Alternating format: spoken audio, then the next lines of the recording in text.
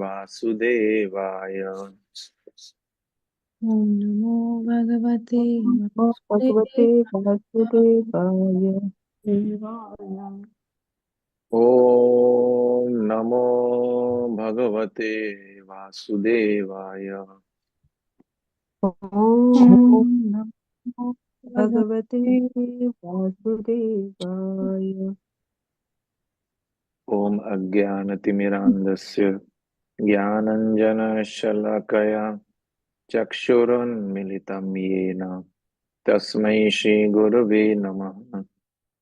श्रीचैतन्यमनोभीष्टं स्थापितं येन भूतले स्वयं रूपः कदा मह्यं ददाति स्वपदान्तिकं।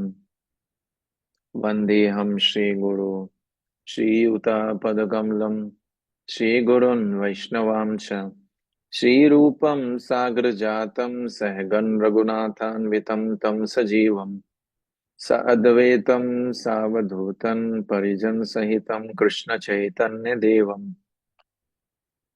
श्रीराधा कृष्णपादान् सहगण ललिता श्रीविशाखान्वितांश्च हे कृष्ण करुणा सिंधु दीनबंधो जगतपते गोपेश गोपिका कांत राधा कांत नमस्तुते तप्त कांचन गौरांगी राधे वृंदावनेश्वरी वृषभानुसुते देवी प्रणमामि हरिप्रिये वाञ्छाकल्पतरुभ्यश्च कृपा सिन्धुभ्येव च पतितानां पावनेभ्यो वैष्णवेभ्यो नमो नमः।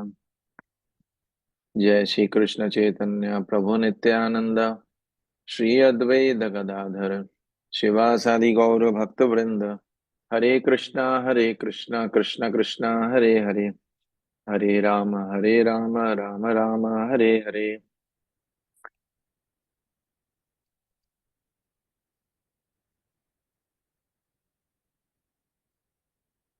निखिल श्रुति मौलि रत्नमाला द्युति निराजिता पाद पंकजांता अयि मुक्त कुले रूपस्य मानां परितास्त्वं हरिनाम संशयामि। नीलाचल निवासाय नित्याय परमात्मने बलभद्र सुभद्राभ्यां जगन्नाथाय ते नमः। नमस्ते गिरिराजाय श्रीगोवर्धन नामिने अशेष क्लेशनाशाय परम आनंददायिने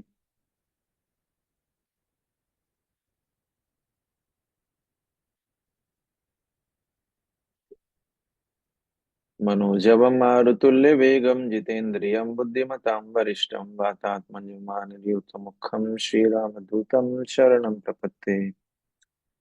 नमो विष्णुपादाय कृष्णपृष्ठाय भूतले श्रीमते भक्तिवेदांत स्वामिनिति नामिने नमस्ते सारस्वते देवे गौरवाणी प्रचारिणे निर्विशेष शून्यवादी पाश्चात्य देश तारिणे।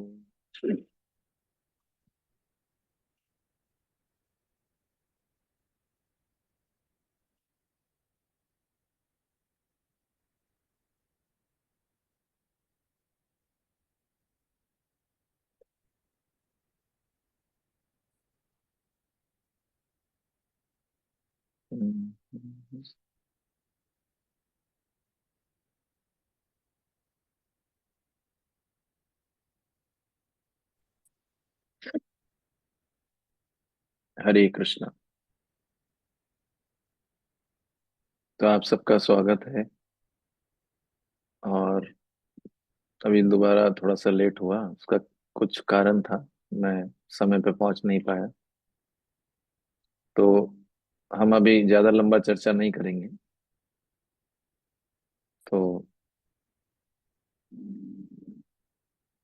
हमारा जो विषय है वो है शिक्षाष्टकम का पहला वर्ष, पहला श्लोक या पहला प्यार। वो भी पूरा नहीं हो पाएगा, उसका उसका जो है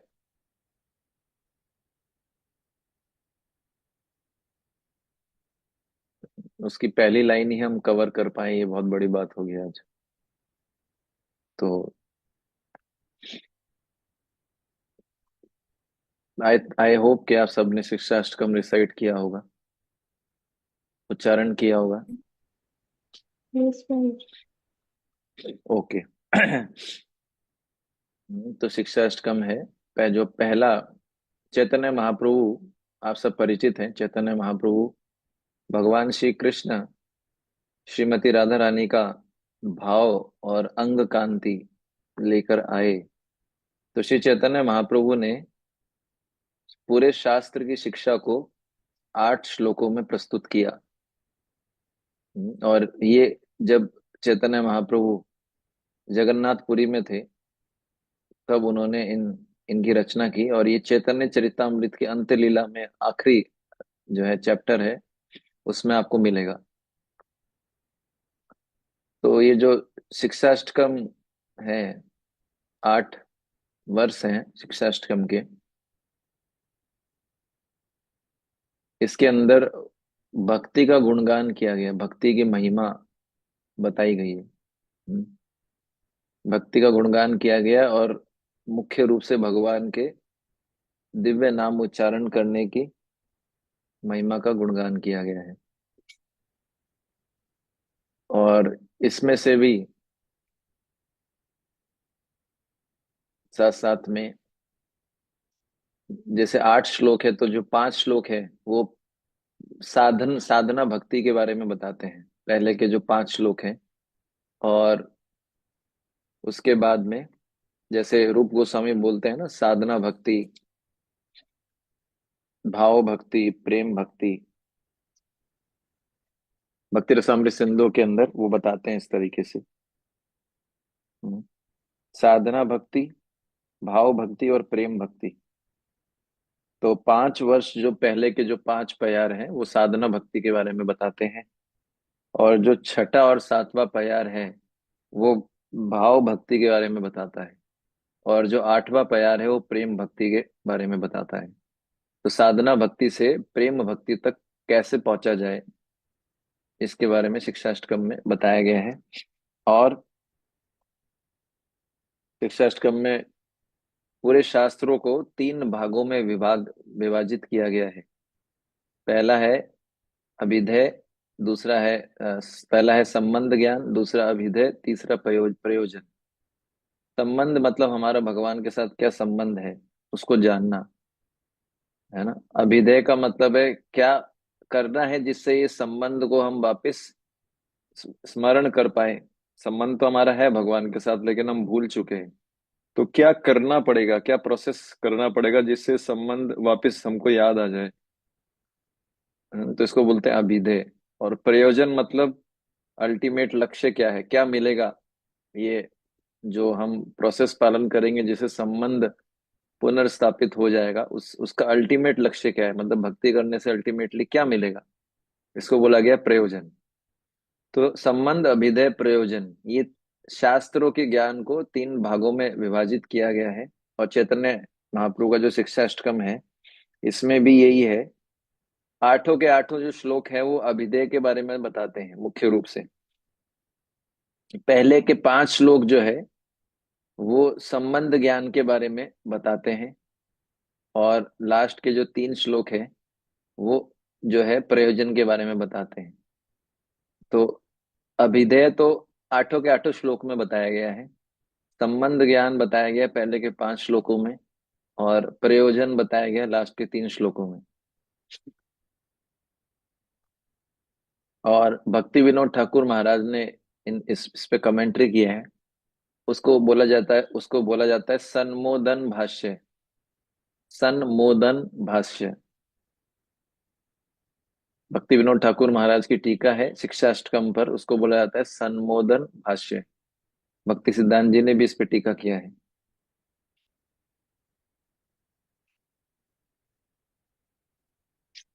तो पहला जो शिक्षाष्टकम का जो पहला प्यार है, इसके अंदर कृष्ण संकीर्तन की महिमा बताई गई है।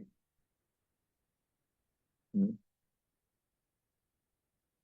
कृष्ण संकीर्तन की क्या महिमा है, श्री कृष्ण संकीर्तन की क्या महिमा है, तो बताया गया है। श्री कृष्ण संकीर्तन के 7 जो है प्रभाव बताए गए हैं पहले श्लोक में। श्री कृष्ण संकीर्तन के 7 प्रभाव पहले श्लोक में बताए गए हैं। तो कीर्ति का अर्थ होता है गुणगान करना। और कीर्ति का अर्थ होता है महिमा। और कीर्तन का अर्थ होता है गुणगान। ज्यादातर भक्त ऐसा समझते हैं कि कीर्तन कीर्तन का अर्थ क्या है, संकीर्तन का अर्थ क्या है, बहुत सारे भक्तों के साथ मिलकर जो किया जाए इसको संकीर्तन बोलते हैं। लेकिन केवल यही संकीर्तन नहीं है। संकीर्तन का अर्थ ये भी होता है कि भगवान का गुणगान हो हर प्रकार से। उनके नाम के रूप में जिसको नाम कीर्तन बोला जाता है, उनके लीलाओं के रूप में जिनको लीला कीर्तन बोला जाता है, उनके गुणों के रूप में जिनको गुण कीर्तन बोला जाता है, उनके रूप के संबंध में जिसको रूप कीर्तन बोला जाता है। हम्म और भगवान का गुणगान केवल गा के ही नहीं किया जाता, शब्दों के माध्यम से भी किया जा सकता है। मतलब भी प्रवचन देना भी गुणगान में ही आता है। शरीर के द्वारा भी भगवान की सेवा करके भगवान का गुणगान किया जा सकता है, और मन के द्वारा भी भगवान के बारे में सोच के उनका गुणगान किया जा सकता है। तो ये संकीर्तन का व्यापक अर्थ बताया गया है यहाँ पर। तो अब जो है इसमें बताया गया है चेतो दर्पण मार्जनम। चेतो दर्पण मार्जनम। तो चेतः शब्द का अर्थ होता है मन। चेतः शब्द का अर्थ होता है हृदय। चेतः शब्द का अर्थ होता है कॉन्शियसनेस। तीनों अर्थ माने गए हैं, मन, हृदय और चेतना, कॉन्शियसनेस। चेतो दर्पणम, दर्पण मार्जनम। दर्पण का अर्थ होता है मिरर, कांच। चेता का अर्थ होता है चेतना, कॉन्शियसनेस। दर्पण का अर्थ होता है कांच। और मार्जनम का अर्थ होता है संस्कृत शब्द, इसका अर्थ क्या होता है, साफ करना, सफाई करना।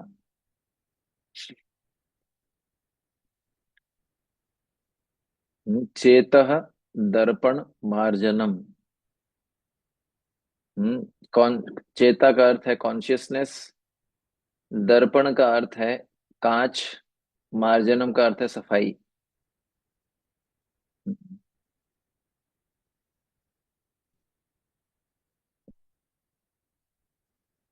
तो आपने कांच देखा हुआ, कांच के अंदर मिरर, कांच के अंदर सब अपना प्रतिबिंब देखते हैं। सब सुबह सुबह या जब भी कांच के अंदर अपना प्रतिबिंब देखते हैं। हम्म, और वो कब देख पाते हैं, क्योंकि वो कांच जो है पूरा साफ होता है। अगर इस कांच पे अगर मान लीजिए कि मिट्टी जमी हो, तो क्या हम अपना प्रतिबिंब देख पाएंगे?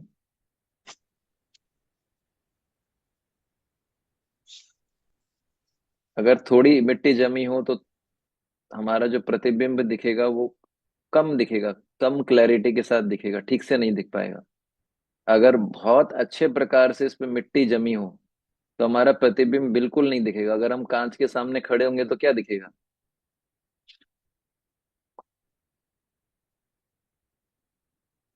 केवल मिट्टी दिखेगी, हमें अपना प्रतिबिंब नहीं दिखेगा, है ना।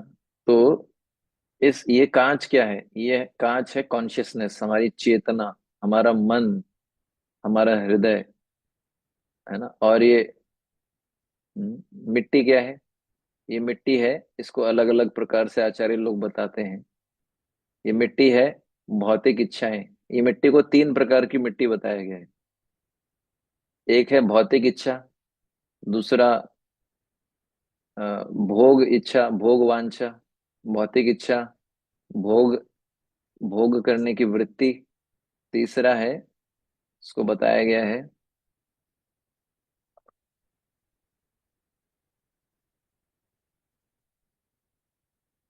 ऐसे कार्य जो भगवान से अलग ले जाएं, या इसको बोला जा सकता है त्याग।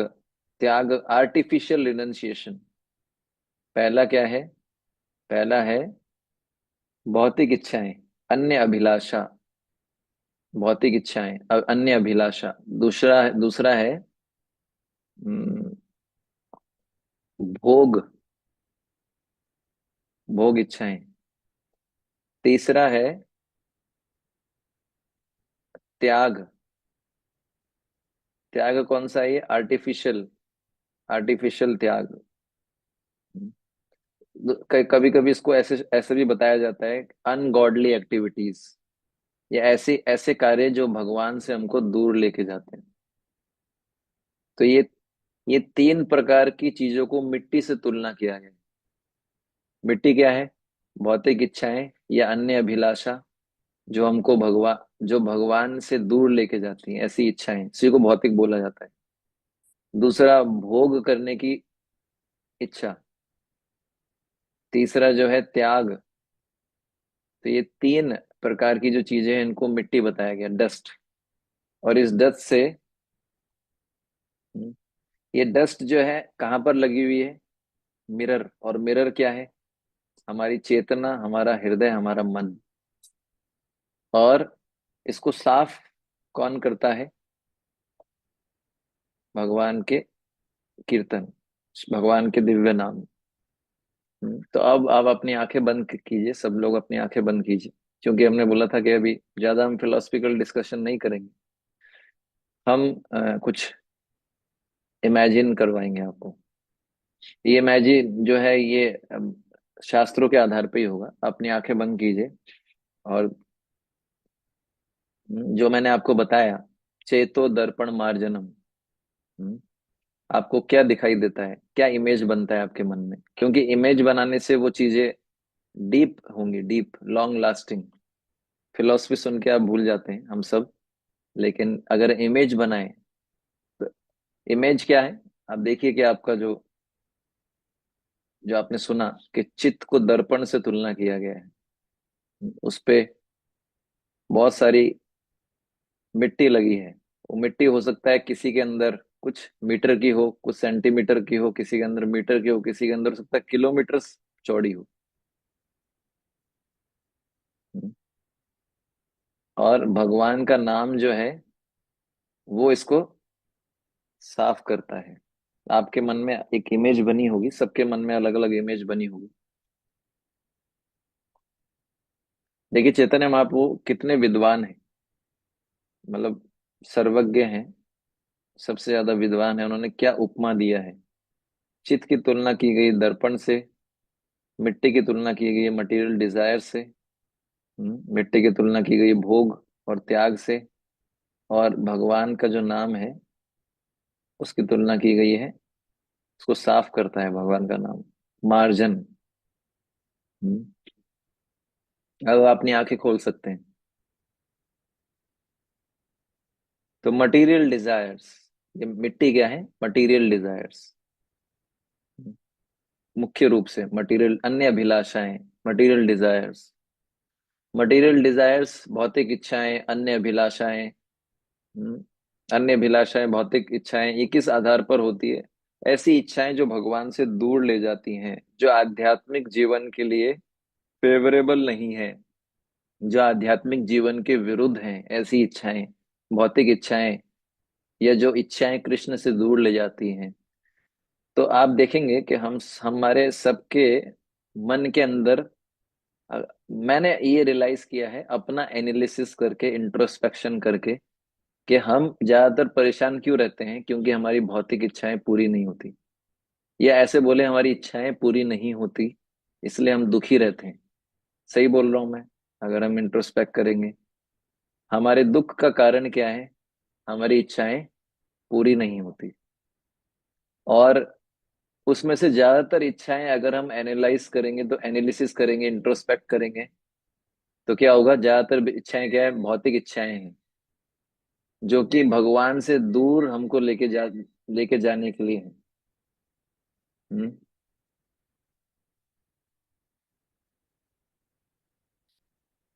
तो मुझे, जैसे उदाहरण के लिए, भौतिक इच्छाएं क्या है? मुझे ये चाहिए, मुझे ये चाहिए, मुझे ये पद प्राप्त करना है।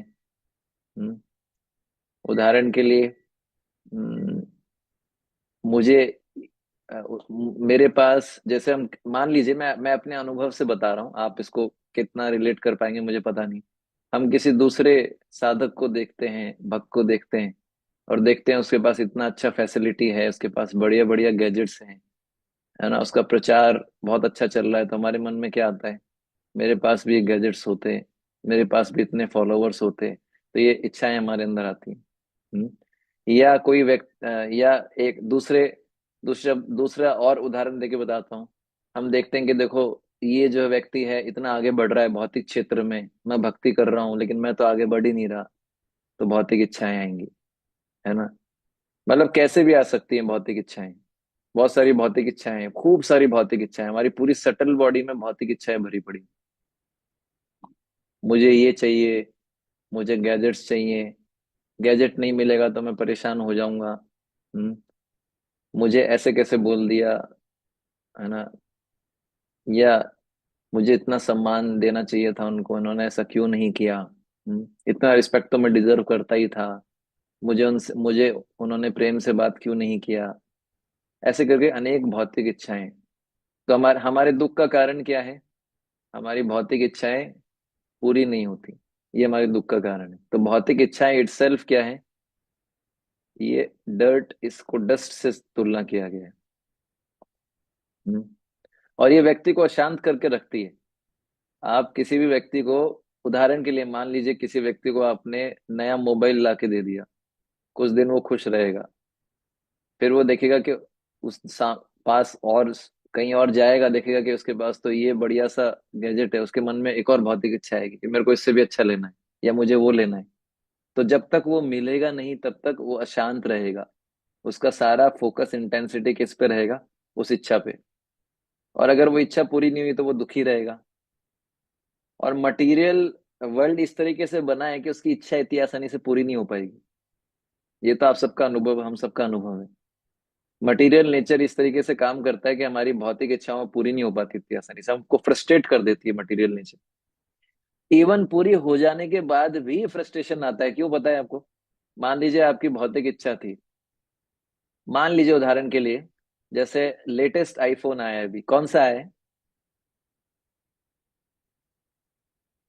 जो भी है, 17 18, जो भी मान लीजिए, लेटेस्ट आईफोन, आपकी बहुत इच्छा थी लेटेस्ट आईफोन मिल जाए आपको, है ना। तो आपके पास लेटेस्ट आईफोन आ गया, इसको प्राप्त करने के लिए भी 90 हजार 1 लाख रुपए तो इकट्ठा करना, वो भी अपने आप में आसान काम नहीं है। और ये आपने प्राप्त कर लिया, प्राप्त करने के बाद तुरंत क्या प्रॉब्लम, अब दूसरी प्रॉब्लम क्या शुरू होगी, कि अब आपके अंदर भय आएगा, अरे मेरे से छिन ना जाए, ये चोरी ना हो जाए, है ना, ये गिर ना जाए, कहीं मेरे से छूट ना जाए। नहीं, आता है ना, ये मैंने एनालाइज किया है, बहुत सटल चीजें हैं। तो ये हमारे अंदर भय आता है। दूसरा क्या आता है, गर्व आ जाता है, देखो मैं तो आईफोन यूज करता हूँ, मैं स्टैंडर्ड वाला व्यक्ति, तुम छोटे व्यक्ति, तुम छोटे मोटे मोबाइल में स्टैंडर्ड, तो प्राइड आ गया, फियर आ गया, प्राइड आ गया। तो हम क्या देख रहे हैं, कि अभी भी हम फ्रस्ट्रेटेड है, भौतिक इच्छा पूरी होने के बाद भी व्यक्ति फ्रस्ट्रेटेड है, मेरे से छिन ना जाए। या दूसरे के, मान लीजिए हमको वो मिल भी गया, पास वाले व्यक्ति के पास उससे और अच्छा होगा, तो क्या क्या मन में भाव आएगा, अरे इसके पास तो मेरे से अच्छा है, फ्रस्ट्रेशन। तो हम इसी में ही उलझे रहते हैं, ये इसी चीजों में, इवन ये नॉन डिवोटीज की बात तो है ही, बहुत सारे हम लोग साधक लोग भी इसी में उलझे रहते हैं। हम्म, तो इसके कारण क्या होता है, डर्ट, ये मिट्टी है, इसके कारण हम कभी रियलाइज ही नहीं कर पाते। क्या नहीं रियलाइज कर पाते, भाई मिरर के अंदर हम अपने आप को देखेंगे तो हमारा प्रतिबिंब नजर आएगा। तो जब तक हमारी चेतना शुद्ध नहीं होगी, मिरर साफ नहीं होगा, तब तक हम अपने आप को कभी फील ही नहीं कर पाएंगे कि हम कृष्ण के दास हैं। कोई व्यक्ति कांच के सामने खड़ा है तो अपना प्रतिबिंब तब देख पाएगा ठीक से जब वो कांच साफ होगा। अब हम सब ने अनुभव किया है कि हमको कभी ये फील होता है, क्या कभी ये फीलिंग आई कि मैं कृष्ण का दास हूँ।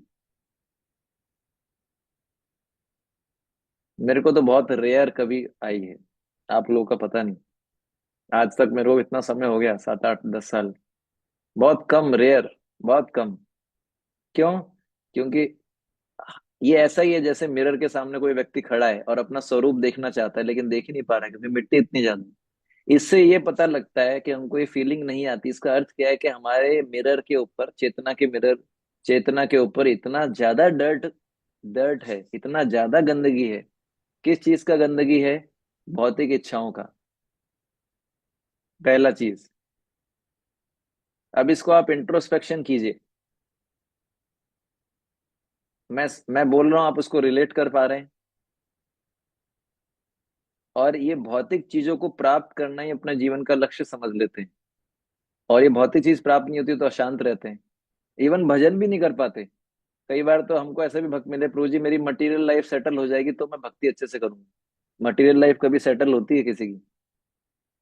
मटेरियल लाइफ कभी सेटल होगी? ये कॉन्ट्रडिक्शन है क्योंकि ये वर्ल्ड ही ऐसा है। समस्या। दूसरा क्या है? भोग। और ये मटेरियल डिजायर क्यों आती है? इसके पीछे भावना क्या है? इसके पीछे जो है सार क्या है? एसेंस क्या है इसके पीछे? मटेरियल डिजायर्स के पीछे मैं अपने आप को क्या मानता हूं? भोक्ता। मेरे झूठे अहंकार के कारण मैं अपने आप को क्या मानता हूं? भोक्ता।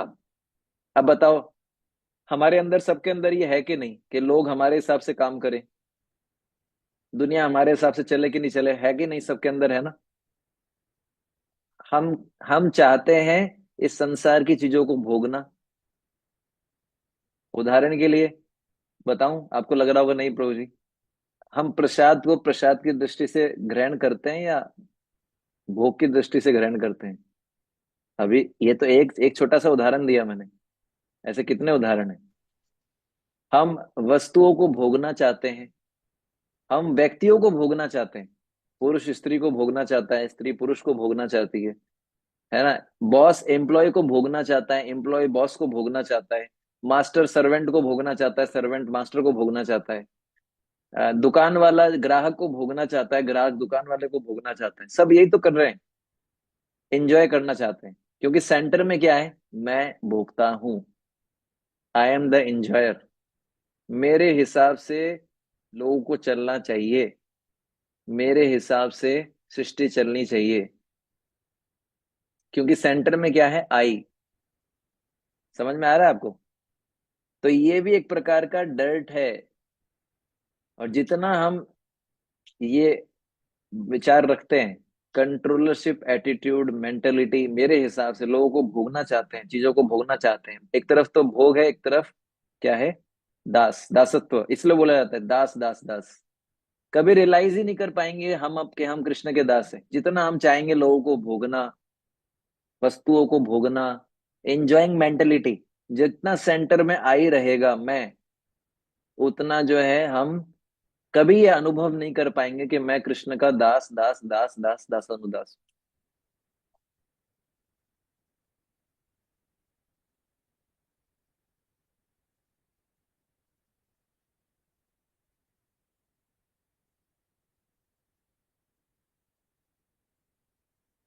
तो ये है। और तीसरा, ये दूसरा दृढ़ है, एंजॉइंग मेंटेलिटी। तीसरा है, उसको बताया गया है त्याग, या इसको बोला गया है आर्टिफिशियल रिनंसिएशन।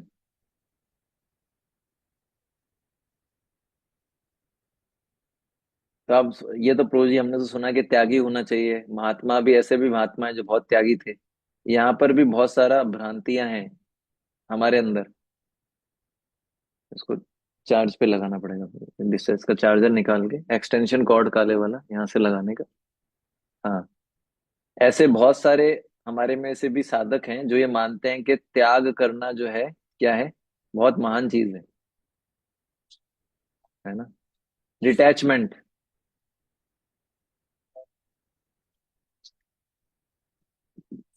सब देखो, अच्छे से एनालाइज करो, ऑब्जर्व करो, हर चेन खोल के देखो, आपको समझ में आए। ठीक है ना? तो ऐसा त्याग जो भगवान की सेवा में लगने से हमको रोकता है, वो त्याग बाधा है, डर्ट है, डर्ट।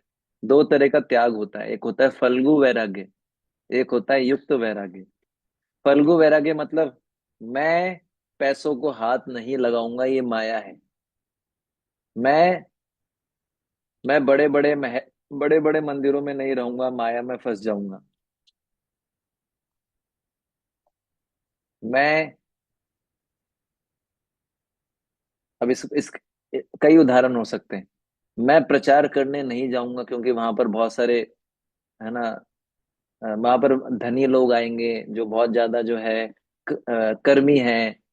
मैं मैं खुद उनसे जो है क्या बोलते हैं, मैं उनसे प्रभावित हो जाऊंगा। वहां बहुत सारी माताएं, मतलब बहुत सारी स्त्रियां आएंगी, मैं उनको देखूंगा, मैं आकर्षित हो जाऊंगा, मैं मेरे को नहीं जाना, मैं फंस जाऊंगा। मैं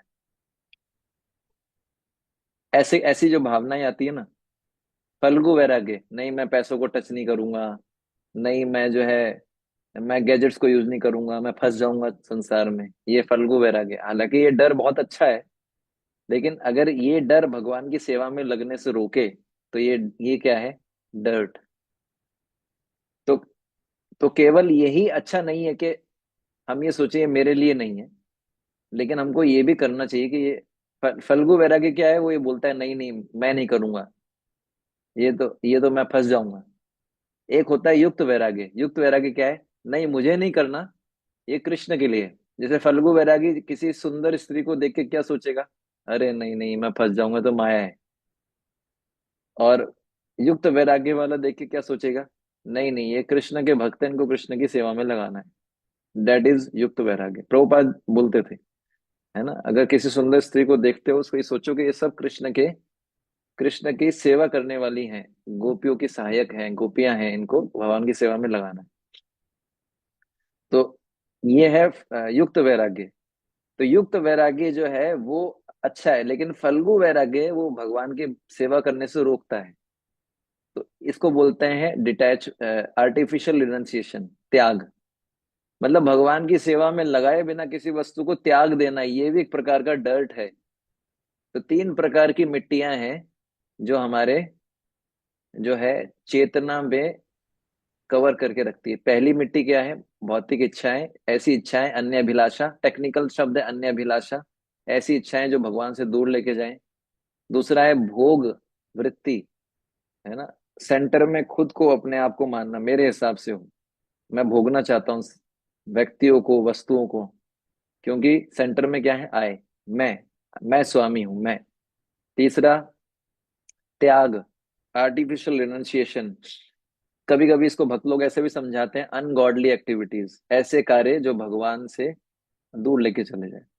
जैसे आर्टिफिशियल त्याग का मैंने आपको समझाया अच्छे से, ठीक है ना। तो ये जो है ये है डर्ट। बोले अभी बिजी है, 9 बजे तक। समझ में आया आपको? तो ये जो डर्ट है, ये कवर करके रखती है हमारे चेतना को। ये चेतना को कवर करके रखती है, इसके कारण कभी हम रियलाइज नहीं कर पाते कि हम भगवान के सेवक हैं। चेतो। और हरिनाम संकीर्तन क्या करता है? इसके अलावा भी कभी हम, ना तो हमको ये पता लग पाता है इस धूल के कारण कि हम कृष्ण के सेवक हैं, ना हम कृष्ण को अच्छे से जान पाते हैं, भगवान के जो है वास्तविक स्वभाव को नहीं जान पाते। हालांकि भगवान हमारे अंदर ही है, हृदय में भी। आप समझ पा रहे हैं? चेतो दर्पण मार्जनम।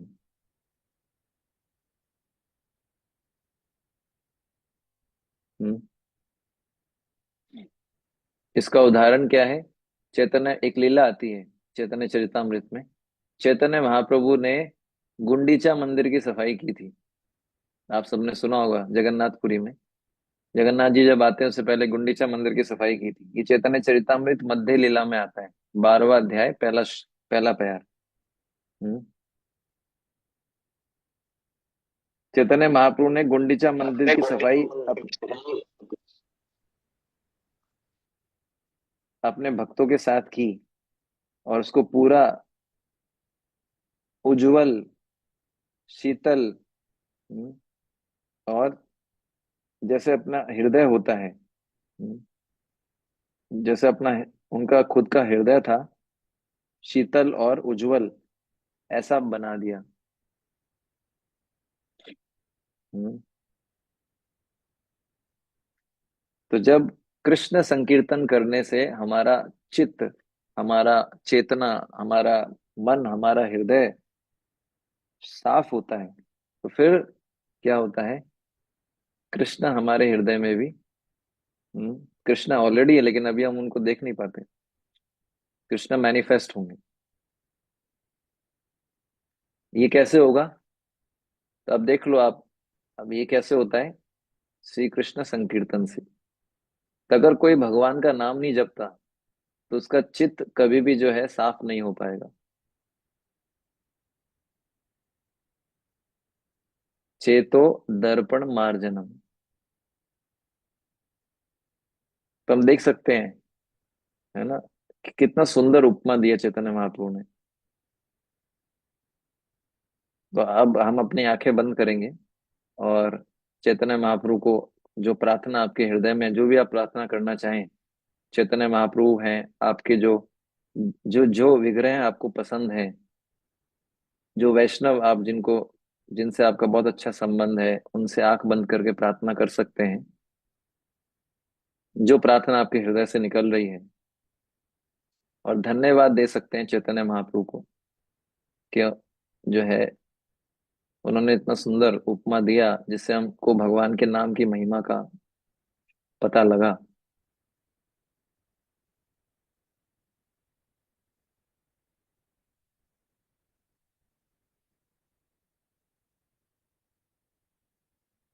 तो जितना ध्यान से हम नाम जप करते हैं, अपनी आंखें खोल सकते हैं, जितना ध्यान से हम नाम जप करेंगे, उतना जल्दी ये जो है मिट्टी साफ होगी। और जितना जल्दी मिट्टी साफ होगी, हो सकता है किसी के अंदर ये मिट्टी की लेयर हो 30 किलोमीटर चौड़ी, किसी के अंदर 300 किलोमीटर चौड़ी। अब कितना है वो तो सबका अपना अलग अलग है। तो इसलिए अगर मान लीजिए इस लेयर को तोड़ना है, साफ करना है, तो थोड़ा मेहनत तो लगता है ना। तो इसलिए जितने ध्यान से नाम जप करते हैं, उतना क्या होता है, ये मिट्टी हटती है।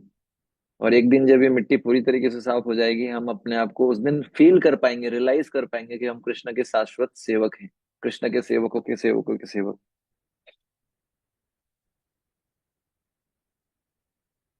ये कैसे हो पाएगा? भगवान के नाम का कीर्तन करने, ध्यान पूर्वक भगवान की लीलाओं का कीर्तन करने, कीर्तन करने से, सुनने से, लीलाओं को ध्यान से, धीरे धीरे धीरे धीरे ये जो हमारी चेतना की जो कवरिंग्स हैं, धीरे धीरे निकलती जाएंगे, निकलती जाएंगी। और ये काम और कोई नहीं कर सकता।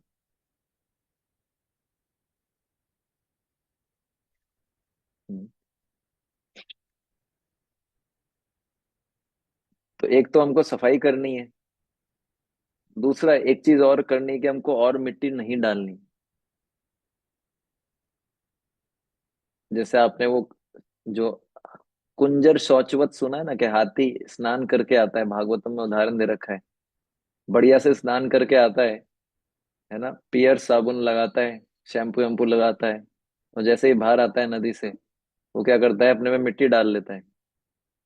तो कोई फायदा नहीं हुआ स्नान करने का। तो वैसे ही अगर हम रोज चैंटिंग कर रहे हैं, अपने चित्त को साफ करते हैं, और साथ साथ में हम भौतिक इच्छाओं को बढ़ावा दे रहे हैं, ऐसे कार्य कर रहे हैं जो भक्ति के विरुद्ध हैं, भौतिक लोगों का, कर्मी लोगों का संग कर रहे हैं, ठीक है ना, अपने आप को केंद्र में रख के सारे कार्य कर रहे हैं, ना कि कृष्ण को, तो ये भौतिक, ये जो मिट्टी बढ़ती, जितना हम साफ कर रहे हैं उतना बढ़ा रहे हैं, जितना एक तरफ तो हम साफ कर रहे हैं, एक तरफ बढ़ाते जा रहे हैं। तो इसमें प्रोग्रेस बहुत स्लो होगा।